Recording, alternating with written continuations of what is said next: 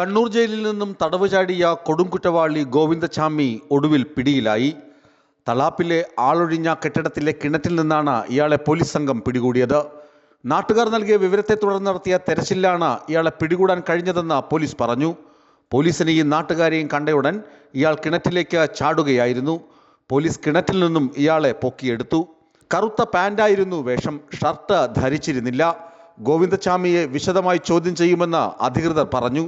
Jail ചാടാൻ ആരെങ്കിലും സഹായിച്ചോ എന്നതിനെക്കുറിച്ചും അന്വേഷിക്കും. വളരെ ആസൂത്രിതമായാണ് ഗോവിന്ദചാമി ജയിൽ ചാടിയതെന്ന് ജയിൽ DGP ബൽറാം കുമാർ ഉപാധ്യായ പറഞ്ഞു. ഇന്ന് പുലർച്ചെ 1:15 ഗോവിന്ദചാമി ജയിൽ ചാടിയതെന്നായിരുന്നു ആദ്യം പുറത്തുവന്ന റിപ്പോർട്ടുകൾ. എന്നാൽ 4:15 ശേഷമാണ് ഇയാൾ ജയിൽ ചാടിയതെന്നാണ് പോലീസ് പിന്നീട് അറിയിച്ചത്. കണ്ണൂർ നഗരത്തിന് പുറത്തേക്കും കോഴിക്കോട്, കാസർഗോഡ് ജില്ലകളിലേക്കും സംസ്ഥാനത്തിന് പുറത്തേക്കും ഗോവിന്ദചാമിയെ കണ്ടെത്തുന്നതിനായി തെരച്ചിൽ വ്യാപിപ്പിച്ചിരുന്നു. ഇതിനിടയിൽ ഗോവിന്ദചാമിയെ കണ്ടതായി നാട്ടുകാർ പ്രതികരിച്ചു. ഇതനുസരിച്ച് ഡോഗ് സ്ക്വാഡിനെ ഉപയോഗിച്ച് പരിശോധന നടത്തി.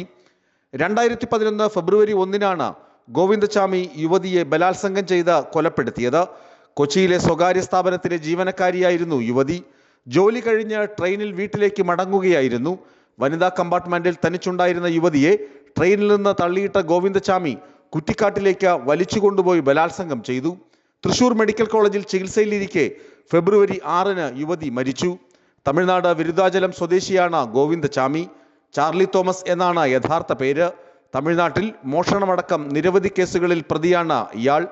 ന്യൂസ് ഡെസ്ക് വിസ്മയ ന്യൂസ്.